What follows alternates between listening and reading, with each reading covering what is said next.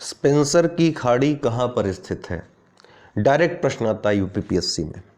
तो स्पेंसर की खाड़ी कहाँ स्थित है? अमेरिका, कनाडा, ऑस्ट्रेलिया या फिर ग्रीनलैंड? तो इसको हम मानचित्र में देखें ज़्यादा सही होगा।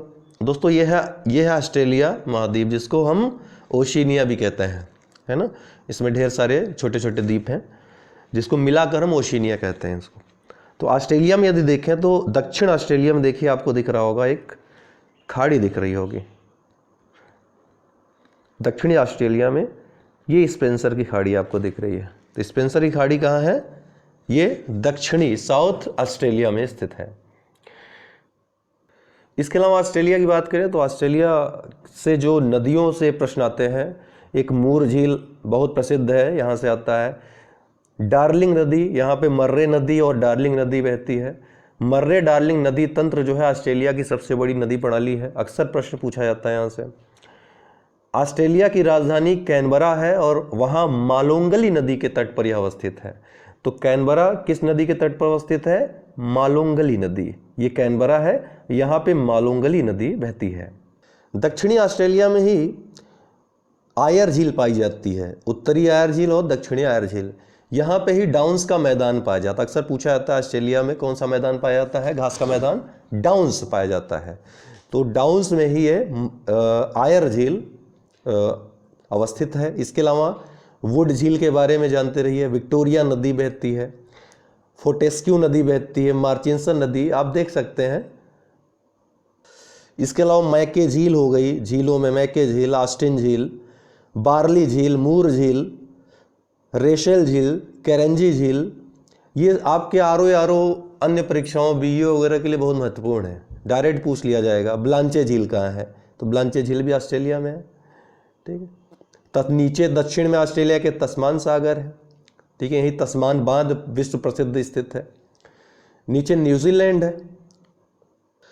दरअसल ये स्पेंसर खाड़ी एक रिफ्ट घाटी का उदाहरण भी है। भ्रंश घाटी, जिसको रिफ्ट घाटी कहते हैं, उसका उदाहरण है। ये क्या होता है? तो जब तनाव लगता है, जब भूमि में तनाव उत्पन्न होता है, प्लेट में तनाव उत्पन्न होता है, किसी भूखंड में तनाव उत्पन्न होता है, तो दो भूखंडों का क्या होता है? विपरीत दिशा में खिसकाव होता है, एक दूसरे से अलग होते हैं तनाव के कारण, टेंशन के कारण। इसी से क्या होता है कि एक तल ऊपर उठ जाता है या फिर एक तल नीचे रह जाता है। इससे क्या होता है कि भ्रंश घाटियों का निर्माण होता है। जो घाटी होती है, जो निचला हिस्सा होता है घाटी कहलाता है, भ्रंश घाटी कहलाता है। जो ऊपरी हिस्सा होता है वो भ्रंश पर्वत कहलाता है। तो यह एक स्पेंसर घाटी एक भ्रंश घाटी का उदाहरण भी है। यदि भारत के संदर्भ में बात की जाए तो नर्मदा, ताप्ती और ऊपरी जो दामोदर नदी की घाटियां हैं, जहां ये बहती हैं, प्रवाहित होती हैं, ये भ्रंश घाटियों से होकर ही प्रवाहित होती हैं। तो भ्रंश घाटियों का निर्माण तनाव मूलक बल के कारण होता है। अगला प्रश्न है, सही सुमेलित नहीं, ये विभिन्न झीलें हैं और किस देश में स्थित हैं, पूछा है। तो वान झील तो टर्की में स्थित है। आपको पता है सबसे ज़्यादा लवड़ी झील जो है यही है, विश्व की सबसे ज़्यादा लवड़ी झील है टर्की की वान झील। तो ये बिल्कुल सही है। लोपेनार झील चाइना में स्थित है। अथावास्का झील कनाडा की प्रसिद्ध झीलों में से एक झील है। ये ओनेगा झील जो है ब्राज़ील में स्थित नहीं है, ये रूस में स्थित है, जो पश्चिमोत्तर रूस है, यूरोप वाला रूस। आपको पता है कि रूस दो महाद्वीपों में स्थित है, यूरोप में और एशिया दोनों में स्थित है। उसका विस्तार दोनों महाद्वीपों में है। तो जो यूरोप में है, जो पश्चिमी रूस है, वहाँ पे ओनेगा झील है। आइए मानचित्र में देख लेते हैं। ये रहा आपका ओनेगा झील। ओनेगा झील ये पश्चिमी रूस है, यहाँ पर स्थित है, जो 29 नंबर है, 29। यहीं पर नीचे लडोगा झील भी है, ये अक्सर एग्जाम में पूछा भी जाता है।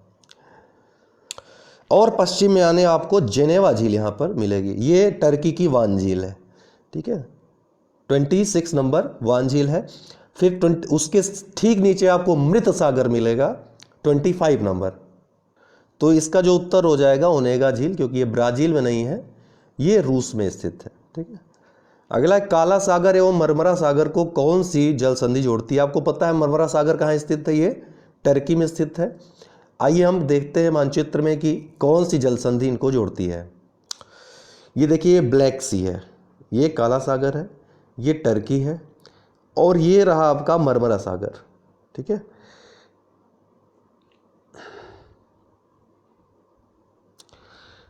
ये ब्लैक सी है, ठीक है,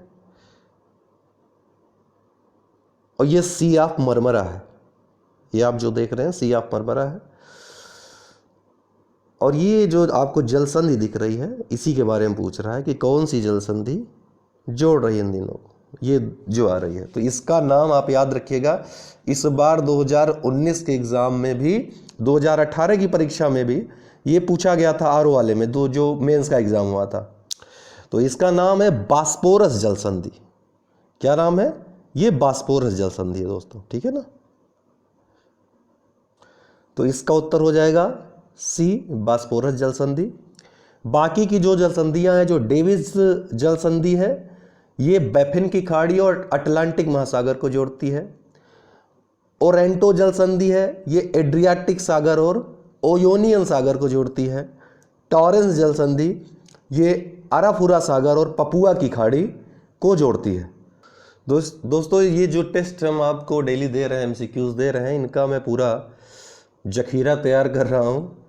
इनको एक साथ मैं आपको ग्रुप में, काफ़ी लोग पूछ रहे थे, ग्रुप में नहीं दे रहा हूँ मैं, जो हमारे पेड ग्रुप हैं मेंबर्स उनके, तो उनको एक साथ दे दूंगा। ये जल्द ख़त्म हो करके भूगोल इतिहास वाला पार्ट समाप्त करवा के एक साथ दे दूंगा। तो ये आपके लिए रामबाण हो जाएगा। जो हमने पीडीएफ वगैरह दी वो तो पढ़िए ही, साथ ही एमसीक्यूज भी आप सॉल्व करिए, वीडियोस देखते रहिए, आपका पूरा तैयार हो जाएगा एकदम। आप निश्चिंत रहिए, एग्ज़ाम आपका दौड़ कर क्वालिफाई आप करेंगे। ठीक है, चलिए, अहरार आंदोलन की शुरुआत 1906 में, जो अहरार आंदोलन था काफ़ी प्रसिद्ध आंदोलन था, बंगाल का आंदोलन था यह। इसकी शुरुआत किसने की थी 1906 के आसपास? तो दोस्तों राष्ट्रवादी मुसलमानों ने इस आंदोलन की शुरुआत की थी। ये बंगाल के राष्ट्रवादी मुसलमान थे। इनमें मौलाना मोहम्मद अली, हकीम अजमल खान, हसन इमाम, इसके अलावा मजहरूर हक, ये सभी नेतृत्व करता थे इसके। और इन नेताओं ने एक प्रस्ताव पारित किया था, ऐतिहासिक प्रस्ताव था वह, कि मुसलमानों को ब्रिटिश अर्थात अंग्रेजों की चाटुकारिता, चमचागिरी बंद कर देनी चाहिए और राष्ट्रीय आंदोलन में कांग्रेस के साथ कंधे से कंधा मिलाकर आगे चलना चाहिए। ठीक, तो ये सारी बातें आप याद रखिएगा इस आंदोलन के विषय में, अरहर आंदोलन के विषय में। ठीक है ना। तो इसका उत्तर क्या होगा? उपर्युक्त सभी।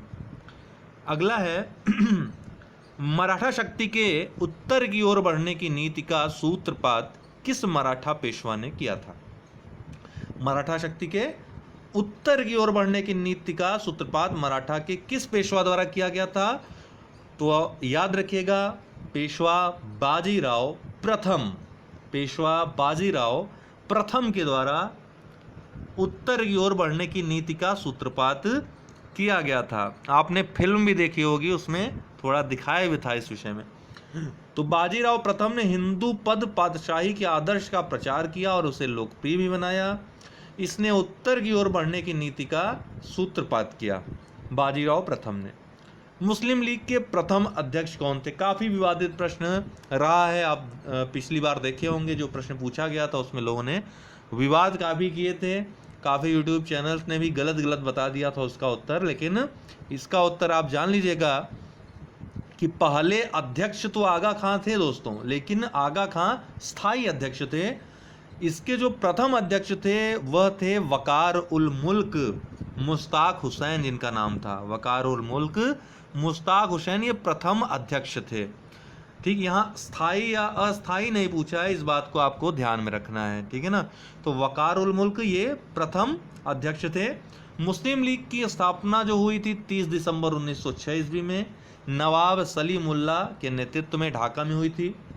मुस्लिम लीग के प्रथम अध्यक्ष जो थे वकार उल मुल्क मुश्ताक हुसैन थे, जबकि इस लीग के जो स्थायी अध्यक्ष थे वह आगा खां थे। आगा खां को बनाया गया था।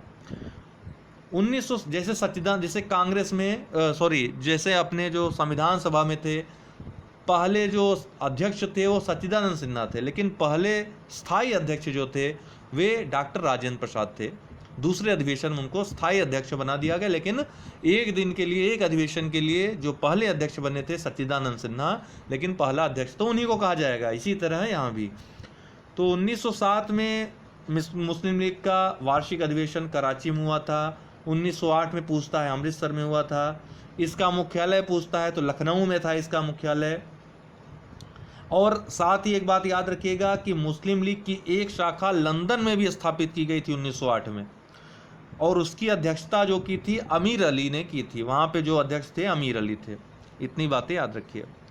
बम मैनुअल किस क्रांतिकारी से संबंधित पुस्तक है? बहुत अच्छा प्रश्न है।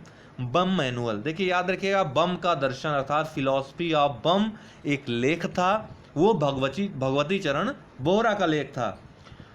जबकि बम मैनुअल जो पुस्तक थी ये P.N. वापट की पुस्तक थी। किसकी? P.N. वापट की पुस्तक थी। याद रखिएगा, आप कंफ्यूज मत होइएगा। भगवती चरण बोहरा का चूंकि नाम ज़्यादा आता है, बम के स्पेशलिस्ट थे, बम बनाने के स्पेशलिस्ट थे, और उनकी मृत्यु भी बम का परीक्षण करते हुई थी। बहुत ही वीर भी थे, बहुत टैलेंटेड थे, भगत सिंह के साथी थे। प्रत्येक केस में, यहाँ तक कि सैंडर्स की हत्या वाला केस था उसमें भी इनका नाम था, लेकिन न तो इनको अंग्रेज पकड़ पाए न इनको फांसी हुई। इनकी मृत्यु थी बम बनाते वक्त तथा बम का परीक्षण कर रहे थे, उसी दौरान इनकी मृत्यु हुई थी। इसके अलावा इनकी वाइफ भी, जो इनकी पत्नी थी, धर्मपत्नी, उनका नाम दुर्गा देवी था। वो दुर्गा भाभी भी कहकर उनको पुकारा जाता था, दुर्गा भाभी के नाम से फेमस थी। वो भी एक क्रांतिकारी महिला थी, क्रांतिकारी गतिविधियों में शामिल थी। तो इनकी वो वाइफ थी, ठीक है ना, इनकी वाइफ थी। तो बम मैनुअल के लेखक P.N. वापट थे। इन्हें ही वीर सावरकर ने हेमचंद्र कानूनगो के साथ बम बनाना सीखने के लिए लंदन से पेरिस भेजा था। तो याद रखिएगा, पूछता है कि किसको बम बनाना सीखने के लिए वीर सावरकर ने भेजा था लंदन से पेरिस? तो हेमचंद्र कानूनगो और P.N. वापट को, ठीक है ना। और इसकी अनेक प्रतियां उन्होंने भारत भी भेजी थी, जिसे ब्रिटिश सरकार ने जब्त कर लिया था पता लगाकर। इसकी एक प्रति जब बाल गंगाधर तिलक के पास पहुंची, उनको भेंट की गई, तो वे इसको देखकर भाव विभोर हो रहे थे। बहुत प्रशंसा, भूरी भूरी प्रशंसा की थी उनकी इस क्रांतिकारी इतनी वीरता पर, ठीक है ना। तो इसका जो उत्तर होगा P.N. वापट होगा। इस सब चीज़ों को आप कहीं नोट करते जाइए तो बहुत अच्छा हो। चंपारण सत्याग्रह में निम्नलिखित में से किसने महात्मा गांधी का साथ दिया था? देखिए, तीनों सत्याग्रहों का आप याद कर लीजिए। चंपारण का मैं बता रहा हूं, अभी आपका होमवर्क मैं दे रहा हूं कि इस प्रश्न को यहीं पर आप पॉज करिए और अभी पढ़िए कि चंपारण सत्याग्रह में कौन कौन साथ था, कौन कौन अहमदाबाद में साथ था, कौन कौन खेड़ा सत्याग्रह में साथ था। बहुत महत्वपूर्ण है, पूछता है बार बार, इसलिए मैं आपको बता रहा हूं। अभी पढ़िए इसको, अभी पढ़िए, अभी नोट करिए अपने नोटबुक में। तो चंपारण सत्याग्रह में निम्नलिखित में से किसने महात्मा गांधी का साथ दिया था? तो इसमें से दोस्तों राजेंद्र प्रसाद व अनुग्रह नारायण सिंह, ये दोनों साथ थे, राजेंद्र प्रसाद और अनुग्रह नारायण सिन्हा। चंपारण सत्याग्रह 1917 ईस्वी में नील जो कर्मी थे, जो नील के किसान थे, खेती करते थे, उनकी समस्याओं के समाधान के लिए चंपारण के एक किसान जिनका नाम राजकुमार शुक्ल था, उन्होंने गांधी जी से लखनऊ में भेंट की थी कांग्रेस के अधिवेशन में, और उनसे चंपारण आने का आग्रह किया था।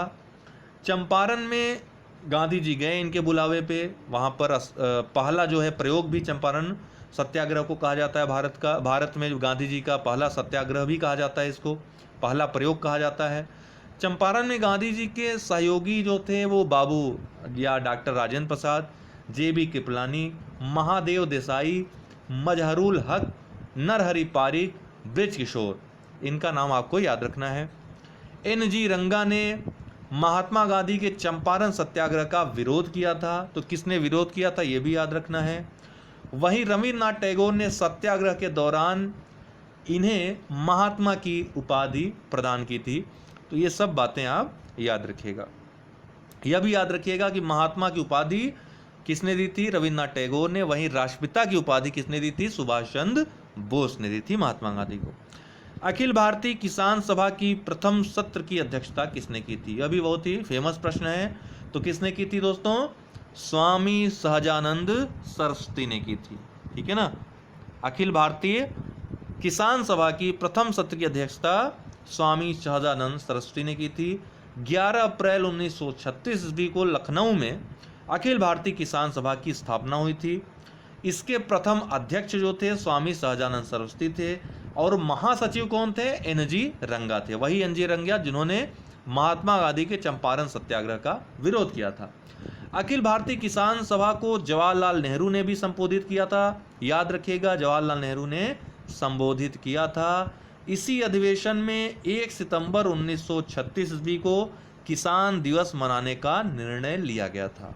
1 सितंबर 1936 ईस्वी को। 1938 ईस्वी में फैजपुर कहाँ स्थित है? याद रखिए, गुजरात में। कांग्रेस का जो सत्र था उसके साथ ही अखिल भारतीय किसान कांग्रेस का भी दूसरा सत्र चला। उसकी अध्यक्षता जिसने की थी वो एनजी रंगा ने की थी। यह भी आपको याद रखना है, महत्वपूर्ण है।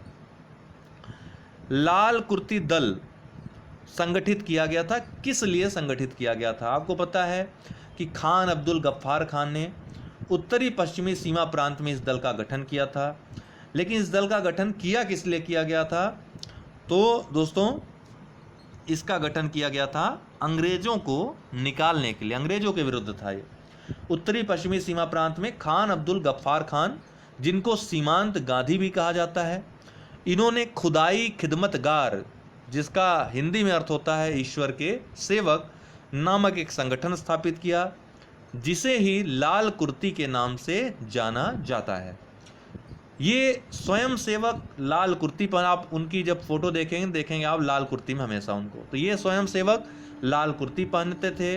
लाल कुर्ती आंदोलन विशुद्ध अहिंसक आंदोलन था, गांधीवादी आंदोलन था। कौमी आज़ादी के लिए अर्थात भारत की आज़ादी के लिए इन्होंने कांग्रेस तथा गांधी का नेतृत्व स्वीकार किया था। लाल कुर्ती दल ने गफ्फार खान को फ़क्र ए अफ़गान की उपाधि दी थी। भारत सरकार ने 1987 में उन्हें भारत रत्न प्रदान किया। तो कभी कभी किसी चरित्र के बारे में पूछ लेता है, कई कथन होते हैं, उनमें से ये सारे कथन खान अब्दुल गफ्फार खान के साथ जुड़े हुए हैं। आप इनको तैयार रखिएगा। आज के लिए इतना ही, बस करते हैं। बहुत बहुत धन्यवाद।